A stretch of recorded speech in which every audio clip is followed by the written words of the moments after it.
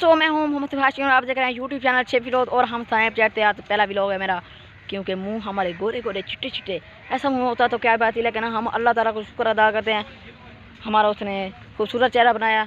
लेकिन ये देखें चिट्टा चिट्टा मुँह बहुत ही खूबसूरत लग रहा है।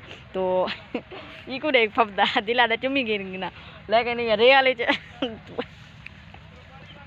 तकरीबन कल इसकी कटाई शुरू हुई है और आज चेक करें कितनी कटाई शुरू हो गई है इसकी। ये देखें कहाँ तक पहुँच गए हैं। तो आपको बताते हैं कि कटाई कैसे होती है इस गन्ने की, तो आपको बता रहे हैं। सबसे पहले सराह में बता रहा हूँ, सबसे पहले गन्ने को मूंढ कटेन ते भला इंदी को छिलेन ये जक्या पांदियां जड़ियां ये देखो ये तो दे थे पाए वे ये इको लहेनन गन्ने दो तो ते भला के करेन भलाव को छील के ना ते भलाव को ये जहाँ थबिया च ओ करेन ये देखो ई कट।